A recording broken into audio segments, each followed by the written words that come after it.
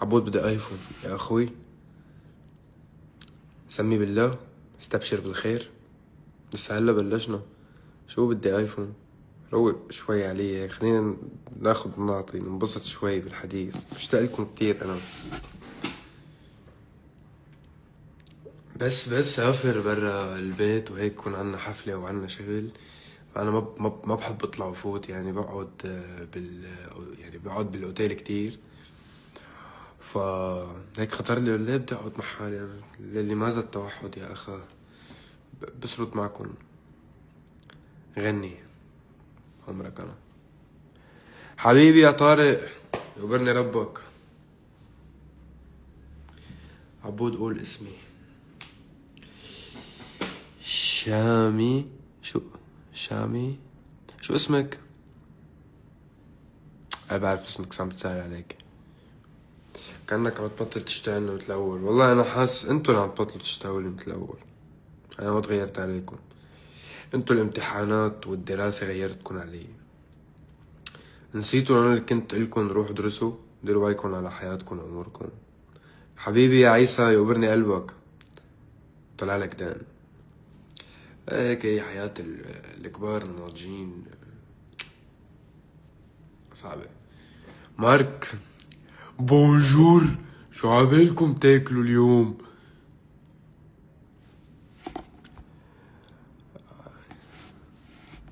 علاقتنا توكسيك صارت، حسيت مش مزبوط على فكرة. انتو بس نقائين، علاقتنا كتير منيحة والحياة صحية وهيك في استقرار.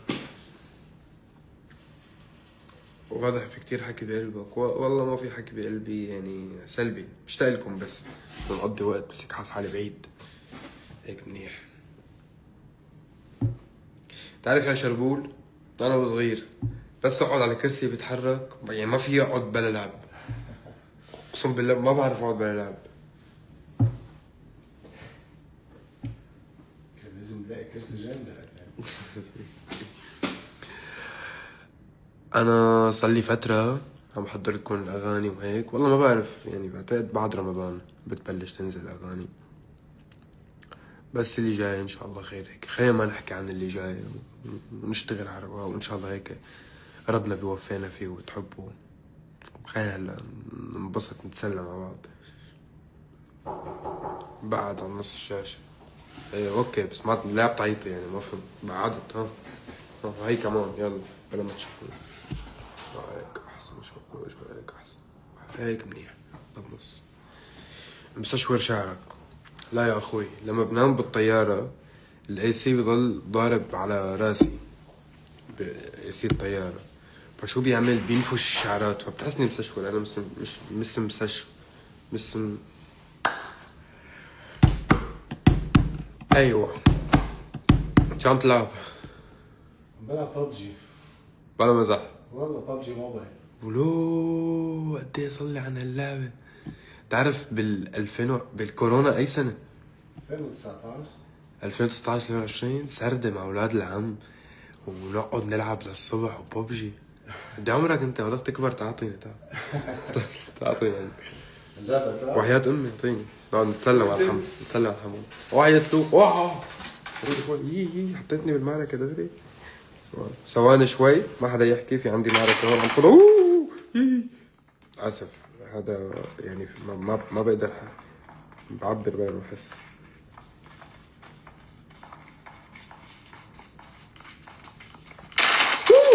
فضتني لك صارف الطلقات يا حرق.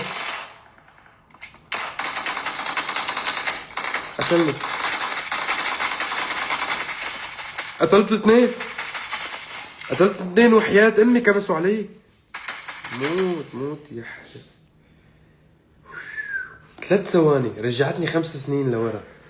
قد ما كنت حبها اللعبة. معك دم؟ اخذ طبيات؟ ثواني شوي اخواتي، ثواني شوي. حطاني اللعبة هلا انا سارق. عم تلعب هي علبة القازوز اللي بتعطيك الطاقة. شو بتسموها انتو المثقفين؟ انرجي درينك. انرجي درينك هي. انا صغير كنت كتير حب الانرجي درينك.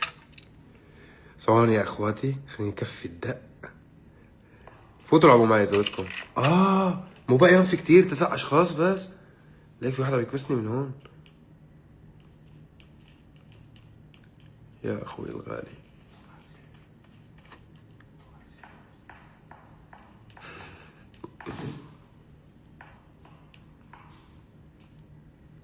يا حابكة بس انا خايف فوت للنص. يا اخواتي استنوا وحياة امي راجع لكم. طب خلص طب روح. ليه معصب ما فهمت.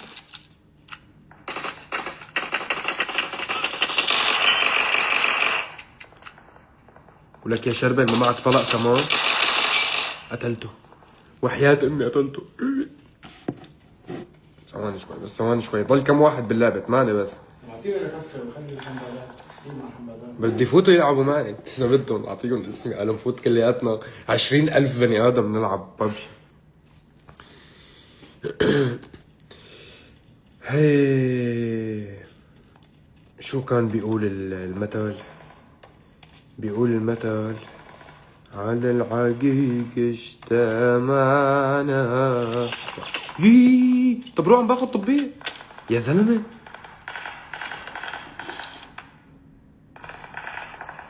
انت قاتل قديش كنت 4؟ ايه انا هلا قتلت 4. صار لي 30 ثانية اخذ اللعبة. بشرفكم استنوني والله حنحكي كتير قصص حلوة بس بدي العب.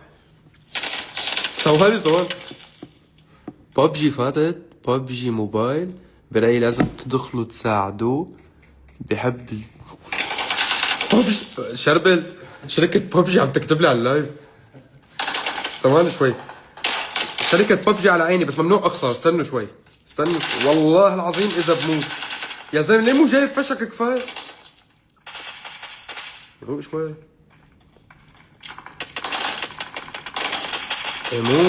موت قتلته يلعن امك. وينك انت؟ اسف بلا سب بلا سب. ما ضل معي فشك. ليه هيك مو جايب منيح؟ اخوي تحصرت انا.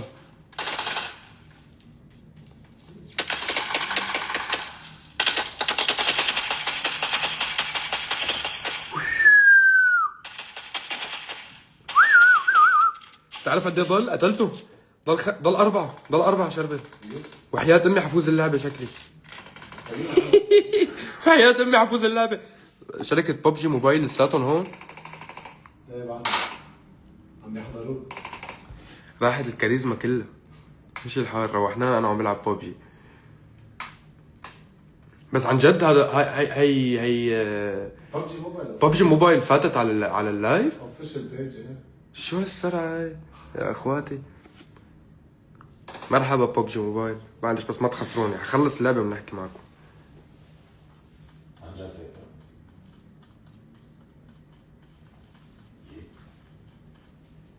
اليو شو؟ تعال شوف ضل 3. ما بعرف العب على فكره. ما بتعرف تلعبها؟ لا انت لانه انتوا الدكاترة وهيك يعني حياتكم غير حياتنا نحن الناس الطبيعية. في انسان ما بيلعب بهي اللعبة. بزمن كورونا تقريبا ما في انسان عايش بعرفه انا ما كان منزل ببجي على تليفونه. ثواني شوي يا اخواتي.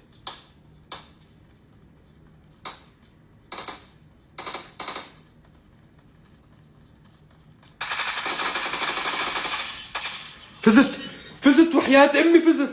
عن جد؟ خلصت اللعبة. هاي صوت موسيقى الفوز. تفضل يا اخوي. ميرسي. ضل علمك انا تلعب. ضل اعلمكم. حسيت حالي كتير قديم انه عرفت انه انا جاي من الجيل القديم عم علم الجديد كيف يلعب. عرفت؟ مرحبا يا حلوين. نعتذر فصل اعلاني. كيف تخسر مع كل وحياة الله ببجي موبايل صار معنا على اللايف. طلعت ببجي موبايل حمادة. حب كبير. لعبتكم كتير حلوة وانا بحب العب لعبتكم دايما وبالاخص هيك نحن وكنا ايام تركيا زمان 4 5 سنين. هلا الفن شغلني بالحمادات ونقوا ونزلنا اغاني شغلوني، بس انا بحب اللعبه كتير.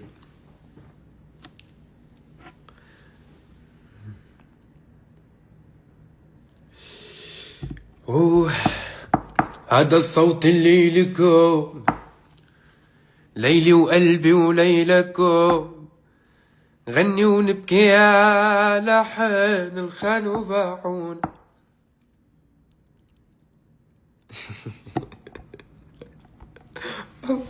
والله ببجي موبايل مهضومين طلعوا برو. برني ربكن.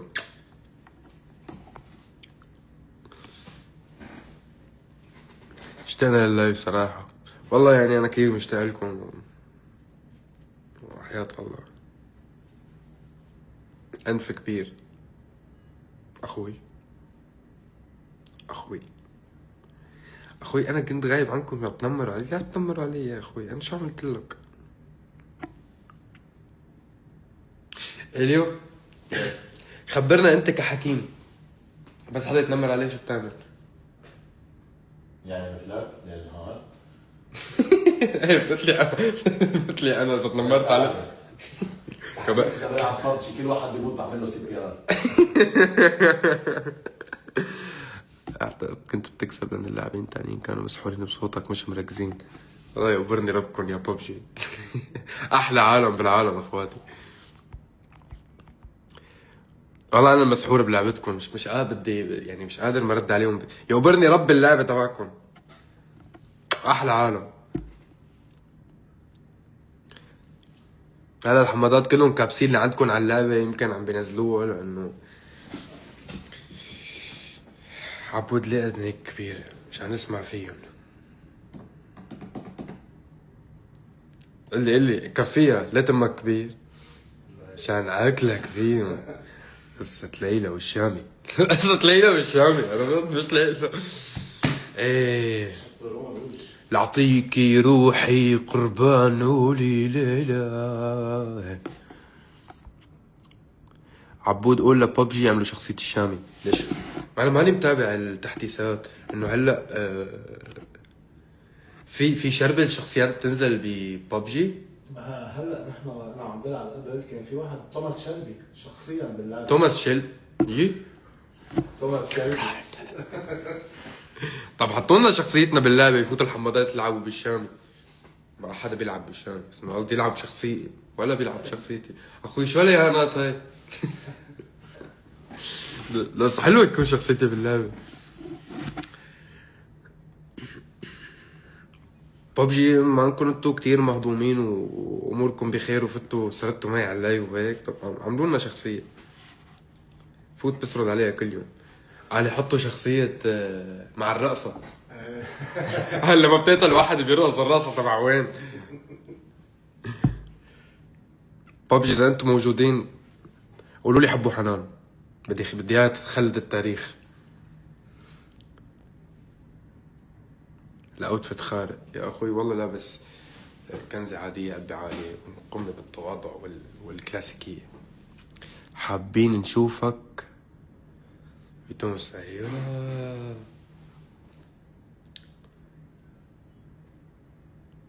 طيب اسبوع بنعمل ديل، انا بعملكم شخصية توماس بيكي بلايندرز وانتوا بتحطوا لي شخصيتي باللعبة واحدة بواحدة.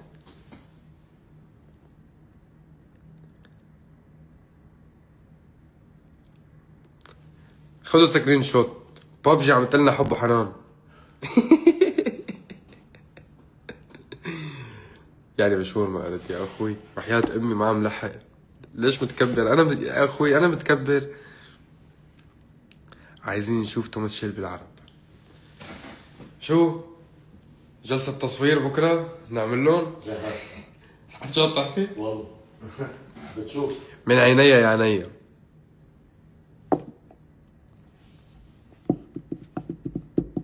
توماس شلبي.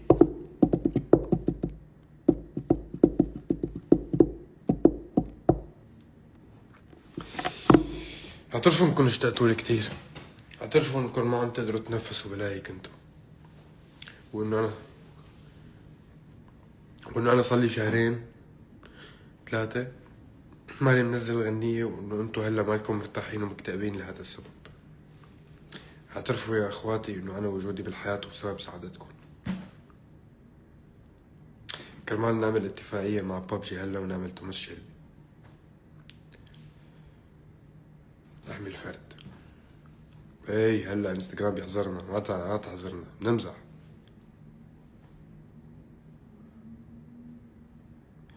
انت اكسجين حياتنا، بحب اعترافاتكم.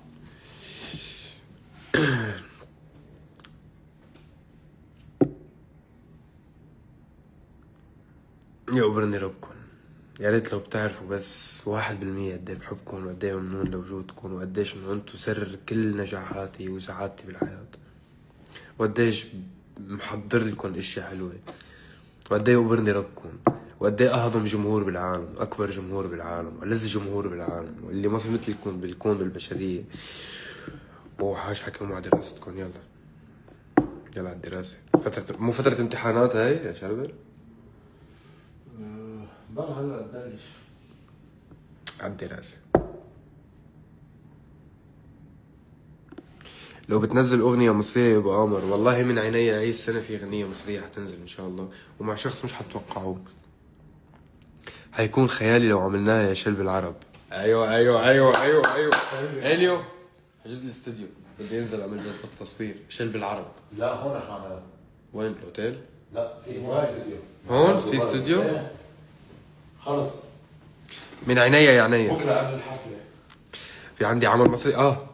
جماعة دبي بكره خليني. انت ما بتعرفش قد ايه بنحبك اخوي ببجي حمادة. كتبت لي شركة ببجي انت ما بتعرفش قد ايه بنحبك. هو في انا بحبكم قوي والله، ما بتخيل انه انا بلعب لعبتكم كل وقت انا وهيك على صغر. حتى لو نحن يقبرني ربكم. توترت بستحي بسرعة. الحمادات ضحكوا عني، الحمادات ضحكوا عني. قلوا لهم ميرسي، حبوا حنان لببجي.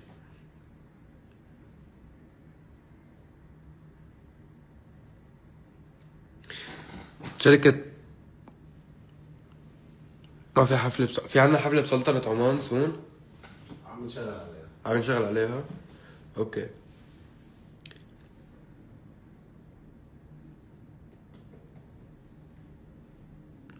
ببجي عايشة قصة حب من طرف واحد فخرجت عن صمتها. عملت المبادرة انا هلا. يقبرني ربك فكرة ولا اهضم.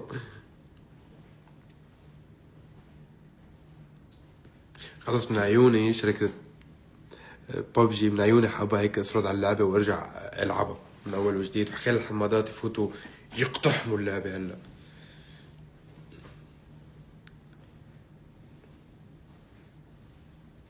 امتى حفلة مصر؟ عنا حفلة بمصر قريبا ولا خلص اخذنا تبع القاهرة وخلص هلا؟ بدنا نرتاح. بدنا نرتاح؟ ايه. اي والله بدنا نرتاح. عم نحضر الاغاني، عم نحضر كم قصة. بس في عمل مصري مع انسان حيصدمكم ان شاء الله، وفي هيك اعمال جاية، في اشياء كتير لمصر، وممكن ان شاء الله يكون في حفلات، في ممكن يكون بالمملكة العربية السعودية قريبا. يعني في كتير اشياء الحمد لله عم ناخدها.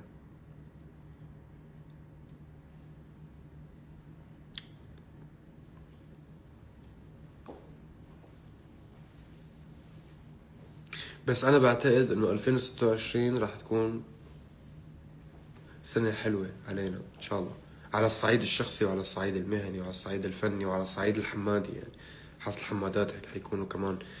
بتعرفوا كم سنة صار؟ شفت واحد منزل ريل على الانستغرام، بتعرف شو عم بيقول؟ قال اخر مرة غنيت شيل تبعي كان عمره 19 سنة هو، وهلا عم بغنيها عمره 23 سنة. يعني في جيل كبر معي هو عم يسمع بلا ما يحس. يعني احنا ركض الوقت بيناتنا، صار لنا 4 سنين هيك بعدنا بنفتح لايف وبنسردها ومبسوطين، وهلا عم بحضر لكم البوم، بحضر لكم اغاني حلوين. بس انه هلا صار شوي اختلف الوضع. نحن بدبي عنا بكره 1 بليون صمت مع فنانين عالميين، وببجي عم تكتب لي على اللايف تبعي. يعني اختلفت شوي القصص، بس انه لساتنا على حالنا رواق. ببجي موبايل لازم تلعبوا معه ببجي وتجربوا المود الجديد. ببجي حكوني، انا بخبرهم يفوتوا ما تعتلهم، بيقتحموا لك اللعبه. صدقني اذا بدهم الحمادات يفوتوا يلعبوا اللعبه ما تعتلهم، بس انتوا حكوني اول في هيك حديث ودي بيناتنا قبل. برني ربكم حمادات وجوب. ان شاء الله تكون سنه سعيده عليك ونشوفك تلعب ببجي اكتر السنه دي. يوبرني ربكم حبايب قلبي. لما سمعتك اول مره كنت 17، هلا رح صير 21. ولك انا بحس حالي ختيار يا شربل. تكبر انت يا انا بلشت حياتي كتير بكير، يا اما انا ختيرت يا اخوي. بعدنا بالبدايه. يعني هي مثلا الحماده عنده بلشت عمرها 17 سنه، هلا كبرت قال وعم تطلع شهاده سواقه وخلص. عرفت شو قصدي؟ انه بلشت طفله هلا كبرت. والله انا فخور فيكم يا حمادات. اول شيء انا فخور فيكم لانه مختارين فنان مناسب جد. اكثر شيء فخور فيكم كمان انه الوفا اللي عندكم، والله انه ما عم شوف جماهير اوفى منكم واشرس منكم واكثر محبه منكم. يقبرني ربكم شو كل هالكم اللي موجوده صارت. شو انا كثير بحبكم، خصوصا جمهور الجزائر، جمهور تونس العظيم، المغرب العربي، المغرب، ليبيا. هنيك في جماهير طبعا. مصر انتوا عارفين يعني ما في داعي اخبركم. بس هاي السنة كان في جمهور من المغرب العربي ومصر جديد دخل علينا بطريقة كتير حلوة. يوبرنا ربكم وان شاء الله هيك نطلع قد الثقة ونعمل لكم موسيقى حلوة ونضل بنكبر مع بعض. يعني هي السنة حققنا انجازات استثنائية مع بعض. هي انجازات لبلدنا ولجيلنا مش بس لإلي، وما بتخصني بس. اصغر مدرب صوت بالتاريخ، جوائز مهمة، مانو بذعير، جي كيو.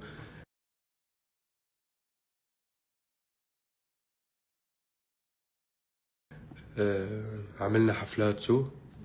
جينيس طبعا، عملنا جينيس كمان.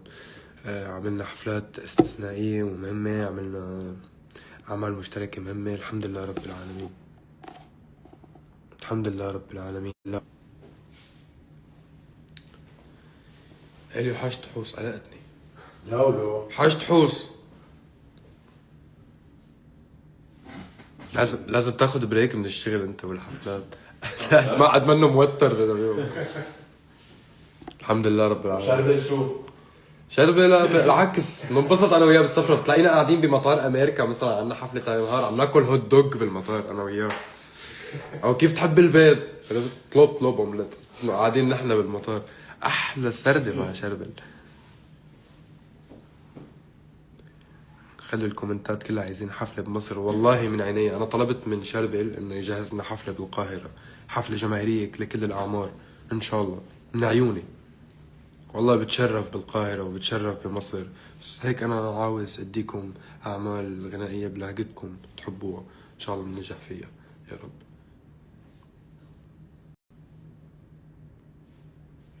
وأنا ما فتحت لكم لايف أول السنة ولا آخر السنة، بس حاب لكم إنه ميرسي على كل شي.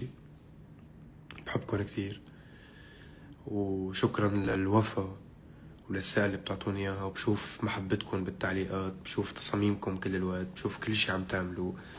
انا متابع، يمكن تستغربوا انه بعرف اسماءكم وبعرف حساباتكم وبشوفكم كلياتكم وبحبكم كلياتكم. فشكرا كثير على كل شيء. يا رب هاي السنة نعمل نقلة بالحفلات وبالتطور الموسيقي وبالأعمال، ومثل ما وعدتكم ب25 وحققنا كل شيء. إن شاء الله في إشياء ب26 جاي كتير حلوة. انتبهوا حالكم وحب وحنان، انبسطنا مع بعض. إن شاء الله بنفتح قريب.